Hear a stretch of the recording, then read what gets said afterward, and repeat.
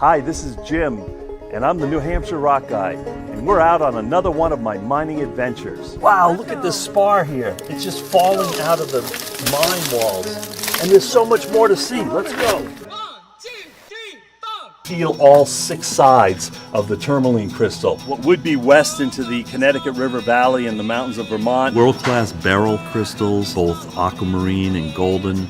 If you look hard enough, you'll find something it's facing. Yeah. Get ready for a fantastic journey of this incredible mine.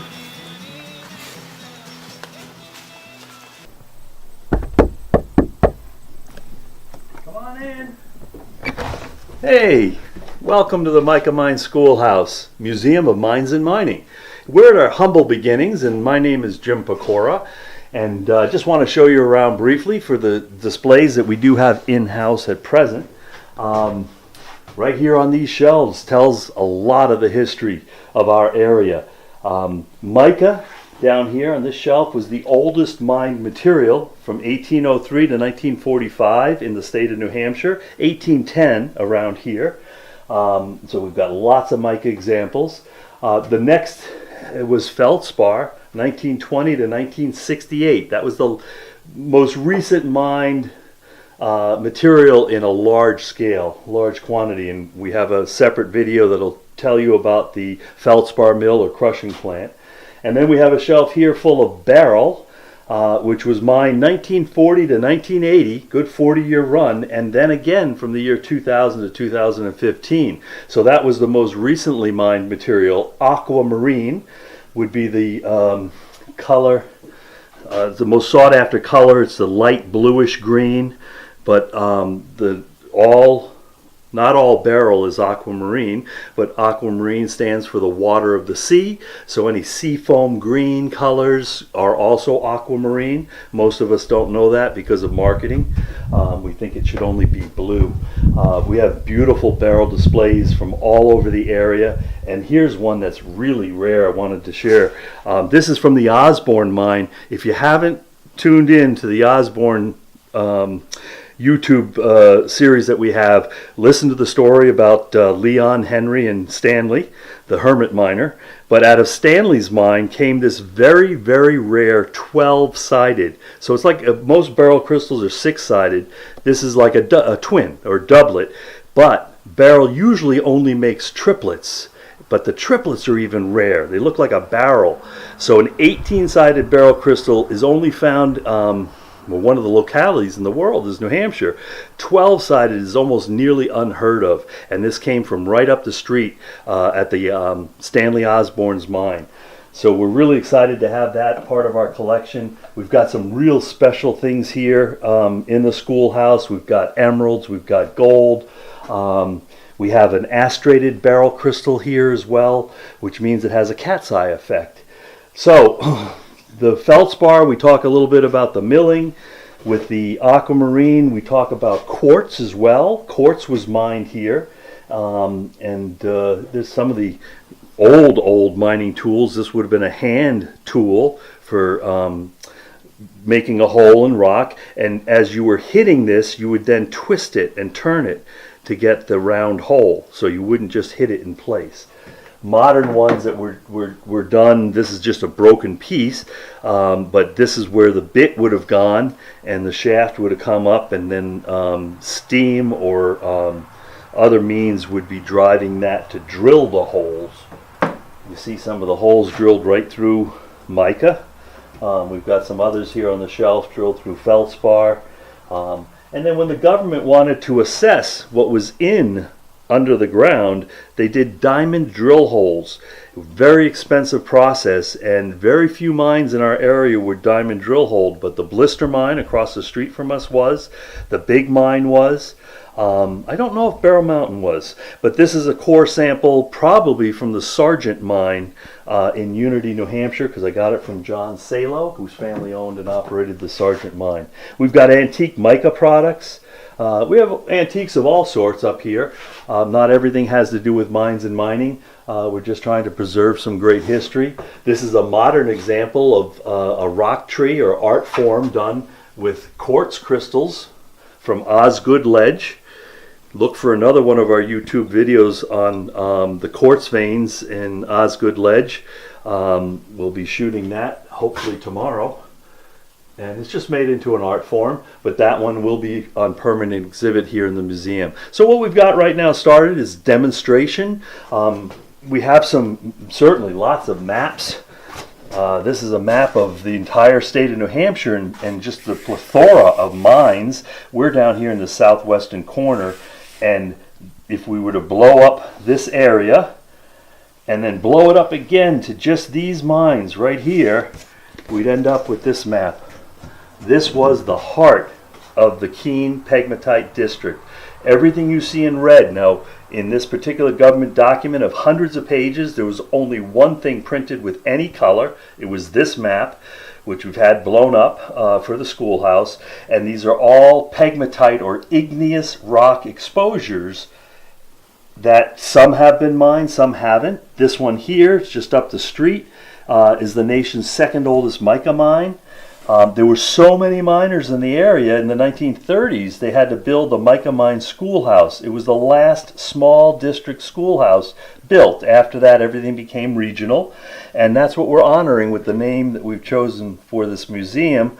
Our museum currently is only a short distance away from the original Mica Mine Schoolhouse.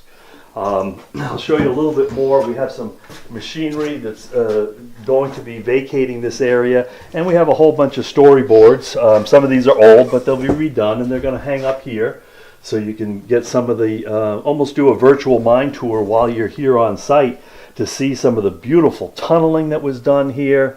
This again, the blister mine right across the street from us. That's a World War II mica mine. Right behind that is the French mine. Pictures from 1923, but that went into operation in the 1800s. So a wealth of information coming together here at the Mica Mine Schoolhouse Museum of Mines and Mining. Stay tuned. Greetings, Jim Pecora, Director of the Mica Mine Schoolhouse Museum of Mines and Mining, 8 Bain Road, Alsted, New Hampshire. We're out behind Mole Hill Theater. The Charter Leaf School is opening in that facility. Old Settlers Road, Settlers Road Cidery is in the building in the complex. There's a machine shop. There's a theater music venue called Mole Hill. And now there's the museum. So if you drive around the entire complex and go out back, there's a new parking area, and we're out in a rustic barn right now for the Mica Mine Schoolhouse. But I want to tell you the future, a little bit of my vision for the future of the Mica Mine Schoolhouse, which would also incorporate where I am right now today. So let's start where I'm recording this. I'm here in South Ackworth, New Hampshire. Gorgeous setting. I hear the Cold River off to my right. Burl Mountain is just beyond Cold River. And that was a knoll, pretty small mountain. On this side is Osgood Ledge. There's 5 active mines on Osgood Ledge right now today. Burl Mountain's a 200-plus-year-old historic mine. So it's a wonderful place. There's lots of incredible minerals in the ground here. Lots of quartz. The largest quartz deposit, they believe, in the state of New Hampshire is 2 or 3 miles up the road. So if I could wave a magic wand for the Mica Mine Schoolhouse, it's more virtual than physical in one location. The evolution of historical societies and museums is to go virtual, as we are here doing here with the Mica Mine Schoolhouse YouTube channel. A lot of what I post on Facebook or Instagram when it has to do with minerals is I post all of the new donations we receive, so you get to see and keep up with the museum that way. So we're also going to have off-site facilities, and this would be an incredible place for geology camp. Geology camp already does take place here, officially under Salem State University out of Massachusetts. We're at the home of Lindley Hansen, who's a geologist. Her father was a geologist. There's a lapidary studio in the lower level of the home. Beautiful, tranquil setting. Groups of students will come up here, 20 or 30 in the fall, and there's always projects ongoing in the world of geology, which is extremely broad.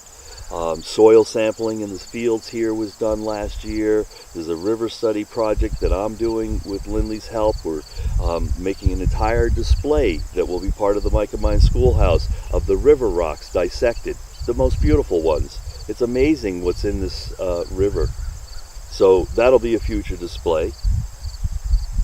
And it'd be really cool to perhaps build relationships with Croker Expeditions out of Marlow for the future of this geology camp, and maybe it can offer sessions throughout 6 to 8 months of the year.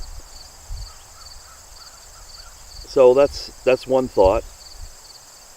The Mica Mine Schoolhouse, we're building relationships with obviously all of the area historical societies. The Alsted Historical Society has a wonderful, wonderful display. Get out there and see it if you've never seen it, in the old church downtown. Gilsum Historical Society, you will see that on another one of the videos that we recorded here for this channel. Great mineral collections, great settings, old post office, old store, old 1950s kitchen to a T. Really, really beautiful. Marlow, another adjacent town to Alsted, just gutted a building in the last couple of years, did all new insulation and walls, and they're just reopening with all brand new, well, the older materials, but all brand new displays and setups. We'll be helping do a mineral display for them of the Marlow rocks. Some of those are fluorescent. There's 5 fluorescent localities up here, so that's pretty cool. And if you don't know, we do have 10 long-wave lights, flashlights, in the Mica Mine Schoolhouse. We'll do fluorescent evening tours. You could almost do them anywhere here. I could walk up any driveway, any street at night and find fluorescent rocks. There's that much around here. So anyway, look for the schoolhouse near you. We do homeschool classes. We do classes in Brattleboro, Brattleboro, Vermont, Bellows Falls, Vermont. I teach wire wrapping classes in Alsted, New Hampshire, down in Massachusetts in the North Shore, Wakefield at the Elks Club. I'll be doing them at the Peabody Center. My lecturing, wherever I go, it's taking the museum with me. We have 5 full-length lectures on topics having to revolve around minerals, the main minerals that were mined here. Mica, there's a lecture based on that that's very historical. Feldspar, whole lecture on that and the economy of the Feldspar economy. I have a lecture just on beryl, The Secret Life of Beryl. That is available on the internet. Most amazing story I've ever told. None of us knew why beryl was being mined here. We didn't know what use it had. I have the rock jock, which is how to go collect rocks, how to bring them home and clean them up, make them look good with whatever tools you may have around. The rock jock is a wonderful talk. It's interactive and it introduces the concept of lapidary. What is the lapidary arts? The cutting, shaping, and polishing of stone. So eventually the Mica Mine Schoolhouse, we'd like to have a lapidary center open to the public.